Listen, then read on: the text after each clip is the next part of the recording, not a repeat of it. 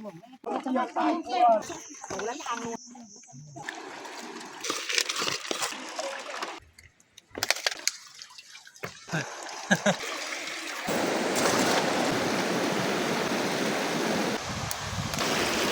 สำเร็จแจวพี่น้องเนาะ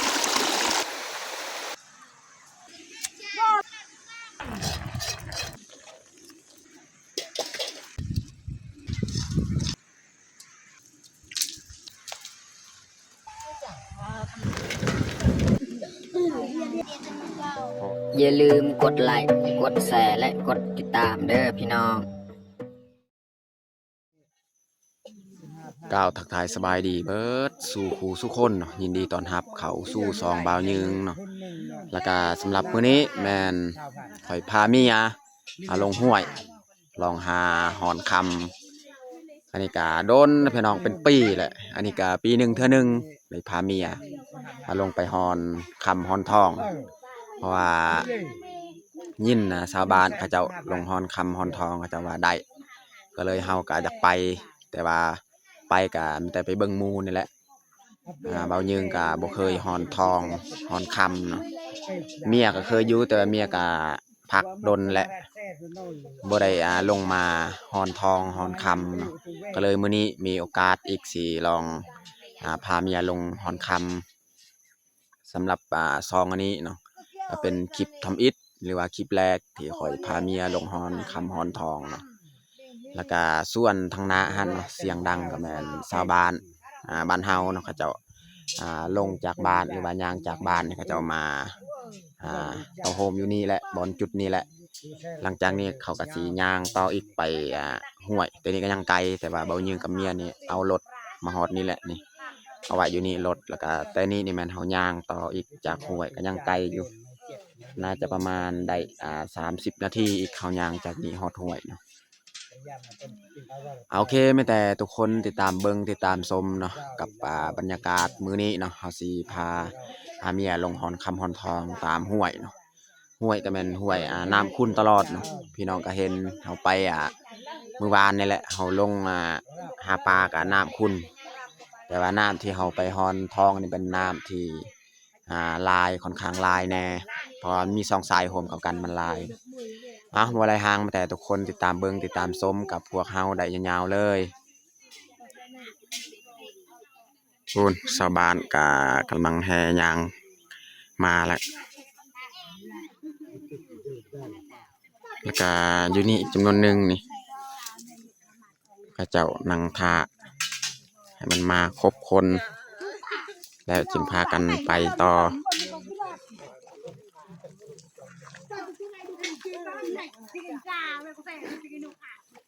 ว่าสิไปทางใดกันแท้เพราะว่ามันมี2ทางนี่เอาไปทางเทิงนี่อันนึงแล้วก็ไปทางถนนนี่อันนึงถ้าว่าบางใดคนลายเข้าไปเขาก็สิไปบ่อนนั้นเนาะพี่น้องเนาะ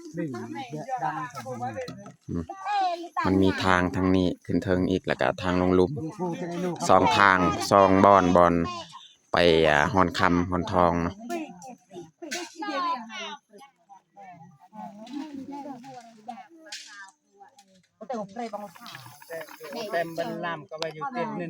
เอานั่งพักผ่อนอีกจักคราวนึงแล้วจึงไปต่อจักหน่อยเนาะเติมน้ำมันโมกเป็นจีนเอาเรียกจีนเติมน้ำมันคนในหมู่บ้านบ้านเฮาเนี่ยแม่นเขาเจ้ามักสูบกอกพี่น้องก็เปรียบเสมือนคนมักสูบ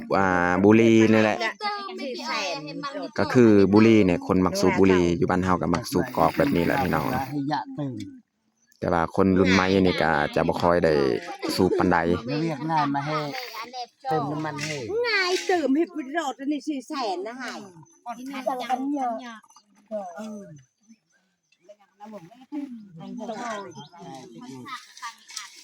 แต่ละคนต้องได้ขึ้นเอาบางอยู่เทิงหั่นเนาะอันนี้เริ่มออกแล้วเพราะว่าเด็กน้อยเด็กเต่านี่ก็ถือบางพี่น้องเนาะเริ่มออกแล้ว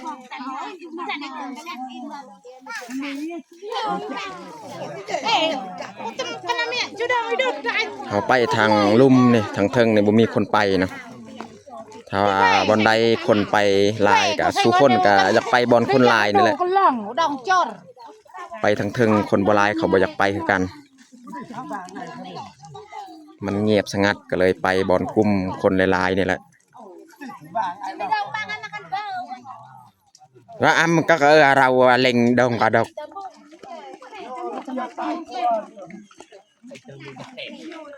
lại chầm bạc của ổi ăn nặng cái ảo tầm của chờ của khẩu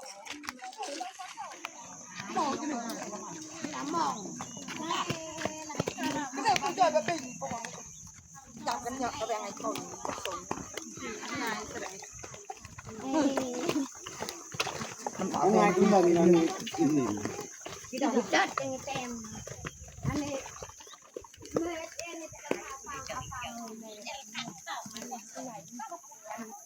พูนยางหวยอยู่ลุมพุ่น cái rèn thì là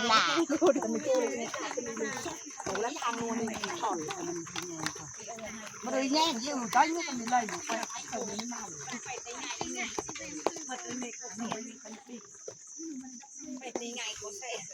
thằng fan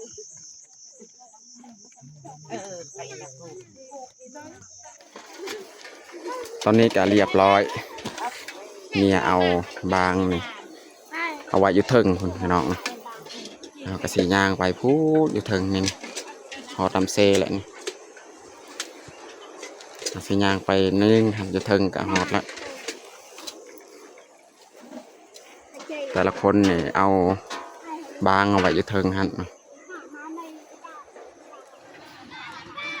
ตอนนี้ก็มาหอดห้วยพี่น้องเนาะส่วนทีมงานที่กังพระบัตรฮันแมนทีมงานที่นอนบริกลับจะหน่อยนะเขาเจ้านอนเลยเขาสี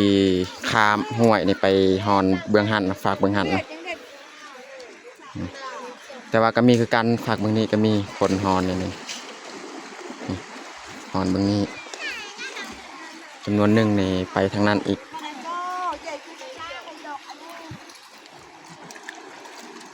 บางคนก็ข้ามไปฮอนฝากเบื้องหันเนาะ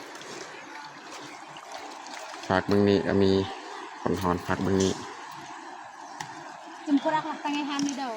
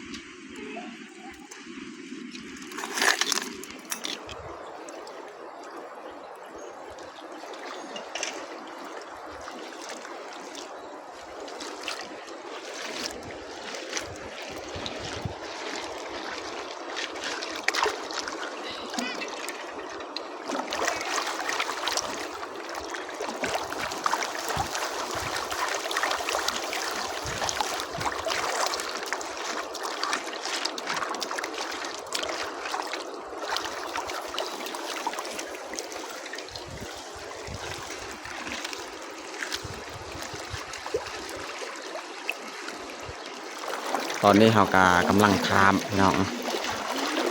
ข้ามไปฝากเบื้องนี้เนาะเพราะว่าบางทีแมน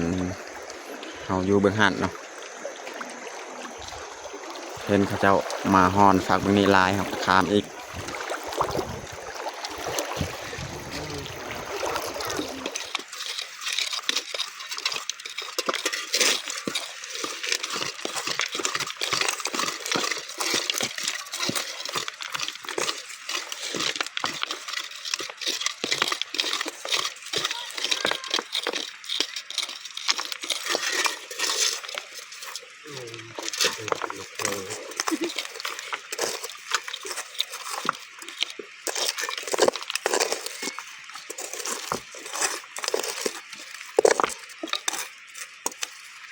ได้อยู่บ่เม็ดหนึ่งพี่น้องได้แล้วลองไปฮอนเบิ้งต้องเม็ดเลย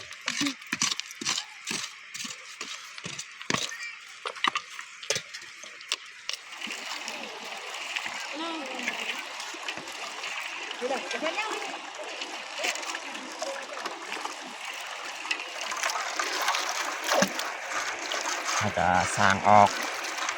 ยินก่อนยังไง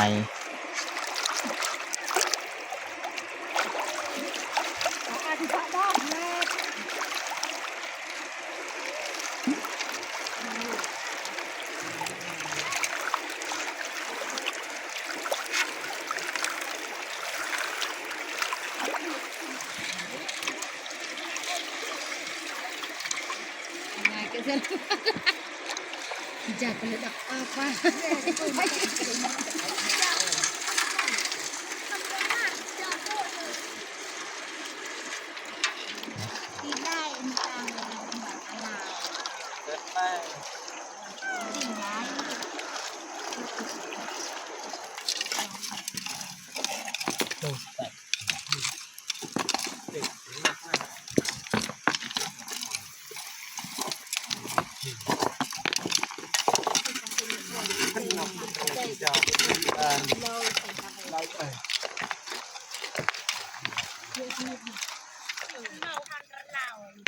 มีความลึกเขาขวดเอาแต่ว่าตอนนี้นี่เขาเจ้าบอกกล้าลงแล้วมันลึก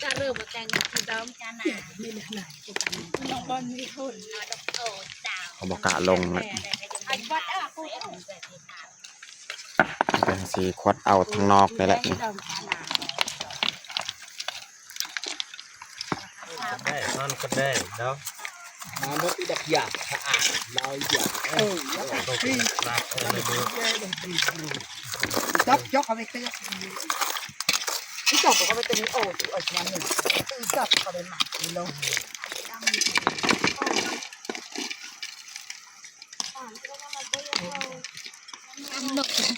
Su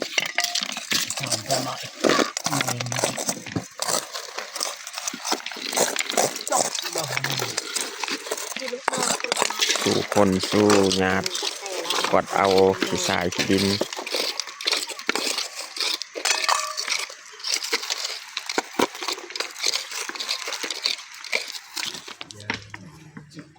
โอ้พี่น้องมีคนเข้าอยู่ในมัน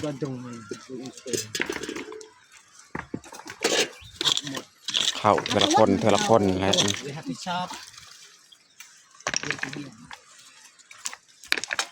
ยังไงก็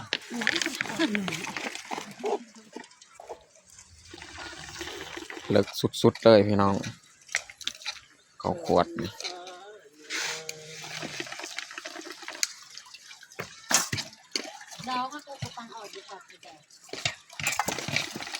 ลายบอลเขาจะขุดนี่บอลนี้กันเลิกคือกันนี่แต่ว่าตัวเลิกสุดนี่บอลนี้แหละ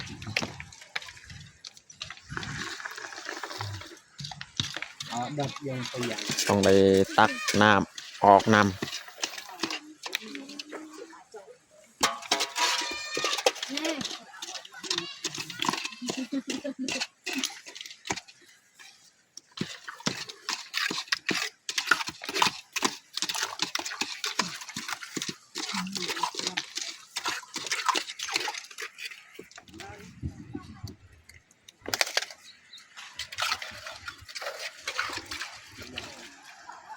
โอ้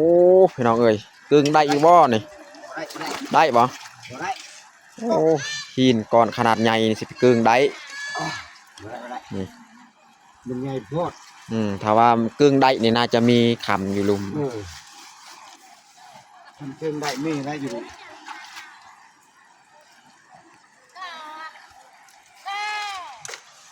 ตอนนี้ก็ค่อยสิลองไปหาบ้านแห่พี่น้องเนาะก็ป้าให้เมียฮอนคำผู้เดียวค่อยสิลองไปหาบ้านแห่เพราะว่าบ่มีอาหารเที่ยงมื้อนี้เนาะตอนนี้ก็ค่อยสิลงไปบ้านแห่แต่พุ่นเนาะพี่น้องไปลุม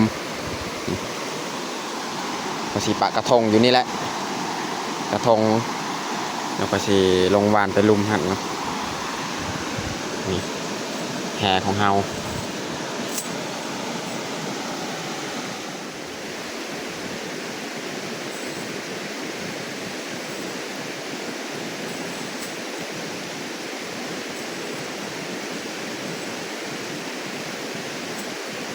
งไปบ้านแล้วลุงฮั่นเนาะบ้านเทิงเลย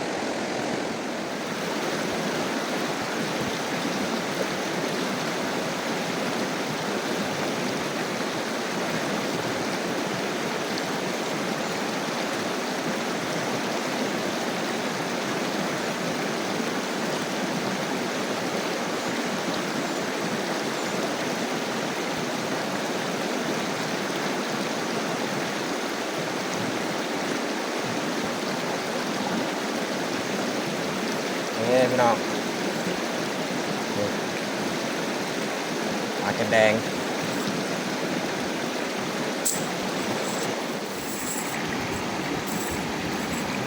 ปลาแซ่บๆพี่น้องนี่ปลาติดทินนี่ยัดใส่ถุงเลย2-3 โตแล้วนี่ปลาติดทินเก็บผักกูดพี่น้องเนาะ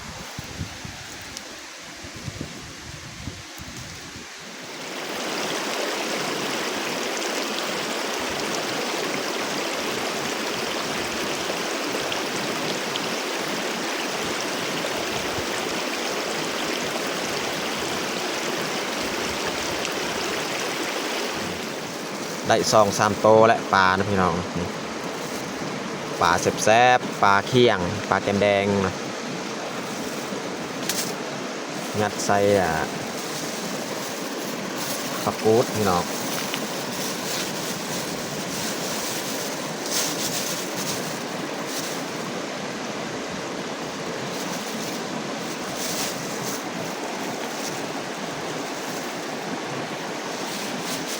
ตอนนี้เฮากามาฮอดบอนเขาเจ้าหอนคำโอ้นขอไปว่านแต่ลุมหันนะฮอดมานี่ก็ได้ซ้ำเห็ดแจวอาหารเที่ยงมานี่นะแล้วเฮาสิเห็ดอาหารเลยนะพอตอนนี้กาเวลา 11 โมงปลายนี่เก็บผักกูดนำได้สำเห็ดแจวพี่น้องเนาะนี่แหละปลาของเราปลาพิทีนปลาเคียงปลากำแดงกับ2-3 โตนี่เราสีมาเอาะเลยพอดีสมอาหารเที่ยงอันนี้มันเครื่องข้าวเจ้าปะผู้ใดก็มาพักผ่อนนั่งกินข้าวกินน้ำอยู่นี่แหละวันนี้มันหอมมีต้นไม้นี่ต้นไม้นี่หอมด้วยพี่น้องนี่ใบอ่อนๆนี่กินได้หอมกินกับปนปลาในแซ่บขนาดกับยอกปลา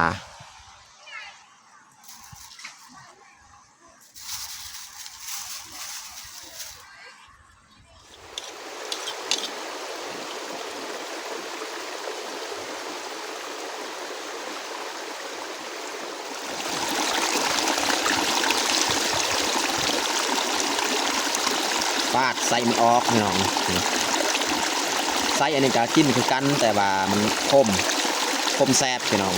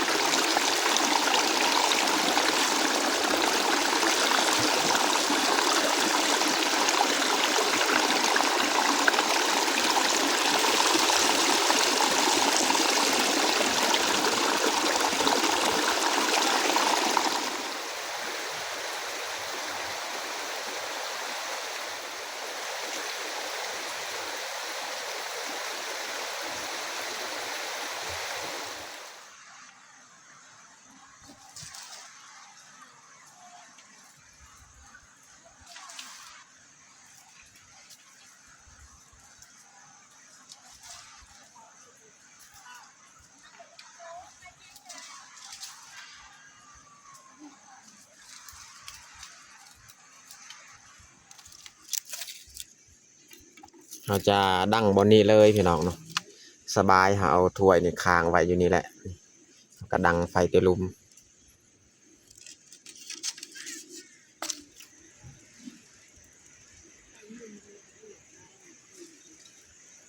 ตอนนี้ก็เรียบร้อยใส่พื้นใส่น้ำเลยใส่ปลาของเรา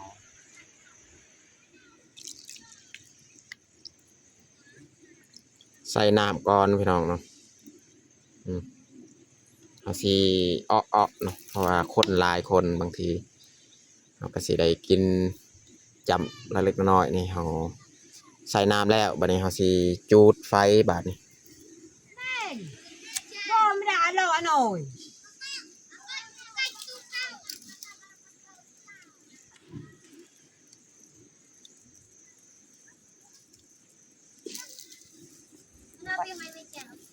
ดังโกไว้แก้ว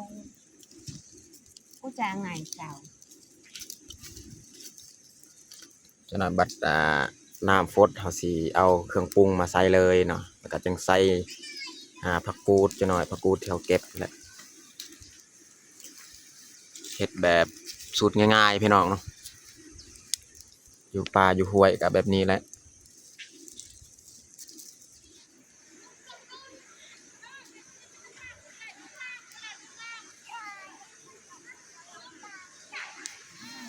สิเริ่มฟดแล้วพี่น้อง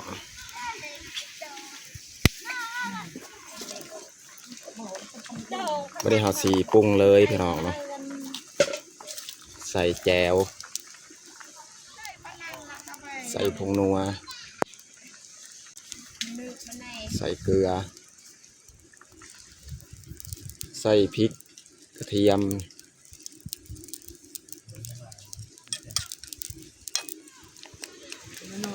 เอาสีซับให้มันละเอียดเลยมันแหลกเลยหอดพี่น้องเลย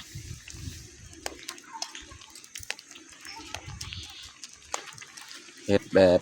คล้ายๆปนพี่น้อง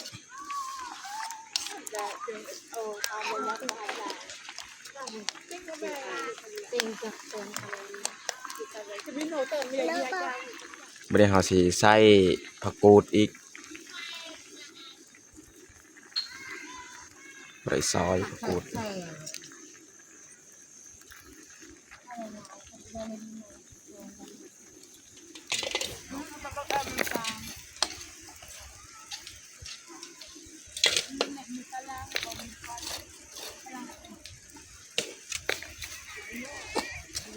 ตอนนี้ก็สุกเรียบร้อยพี่น้อง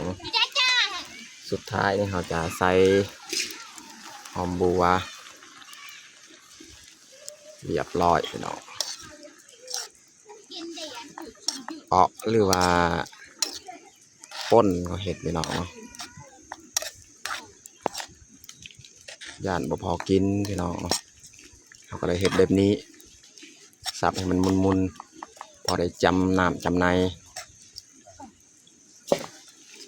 ถ้าว่าสิเฮ็ดเป็นตอนนี่ยก2-3เทื่อมันก็เบิดก่อนพี่น้อง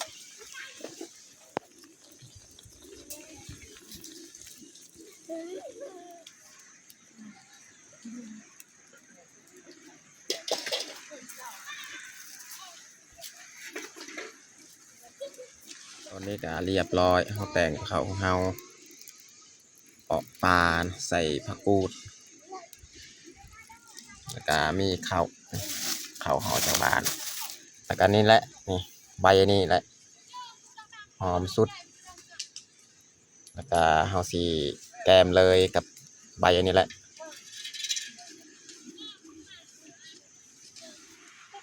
วันนี้เฮาสีเมียมากินข้าวเฮาจัดผ้าขาวของเฮาก็เรียบร้อย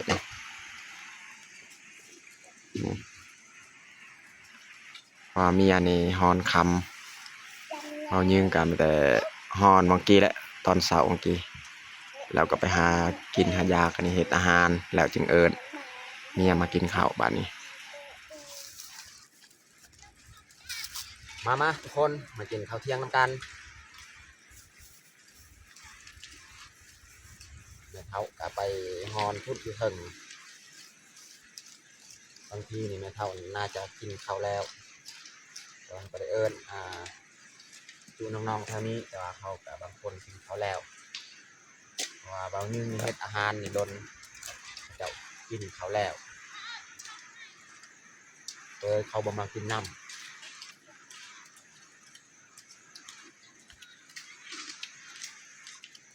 นี่ใบนี้แหละจำกับปนปลาแบบหยอกปลา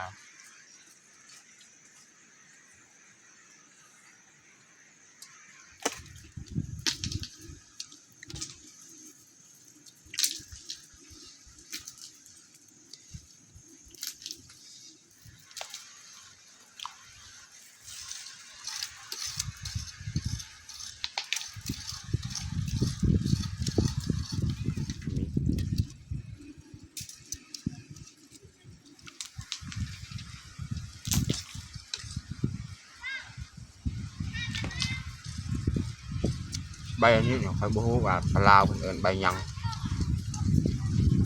พวกอันนี้มันจะอยู่ตามแคมน้ำห้วยมันก็จะอยู่ในภูในหยังบ่อยู่กลิ่นหอม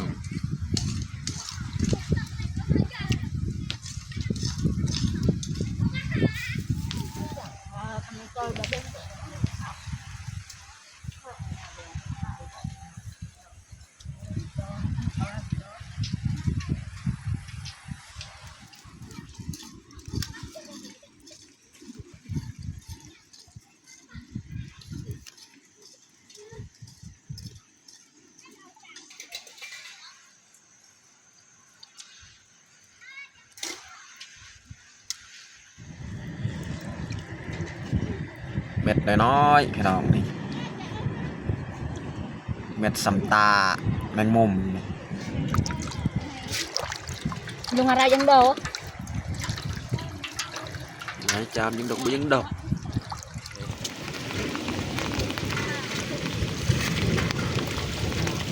Còn dọc còn dọc quanh นี่แหละเบิดมือในพี่น้องเนาะเฮาสิมาเบิ่งนำกันว่ามันได้หลายน้อยสำใด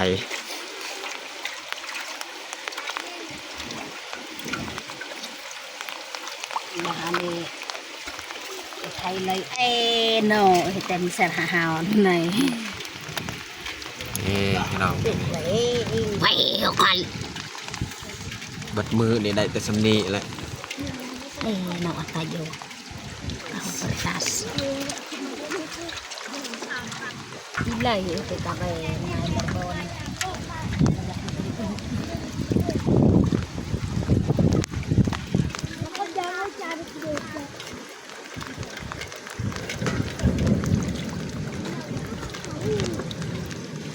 แนวนี้และอาชีพสาวไห้สาวหนาหาแต่ละมือบ่ได้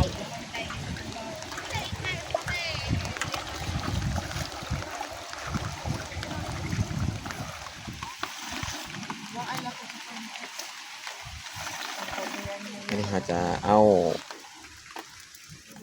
ทำของเราหมดเผาไฟนี่ ยังโดนไว้แม่ค่ะ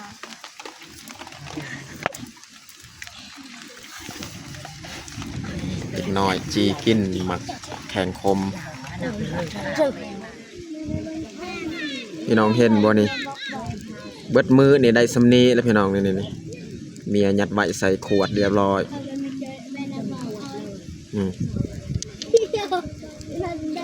เบิดมือนี่ได้แต่สำนีพี่น้องแต่ว่าคนอื่นก็ได้กว่านี้พี่น้องนี่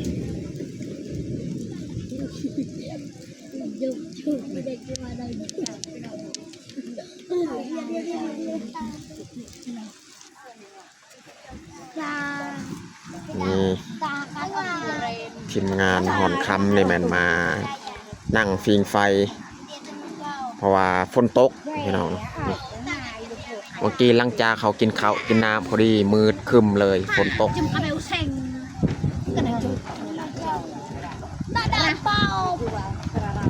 ฝนฟอยแหละแต่เขาจะเตรียมกลับบ้านเลยพี่น้องเนาะ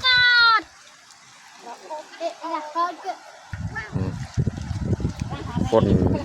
ตกเลยแต่เขาสิยัดขับเฮานี่ ตรียมกลับบ้านแล้ว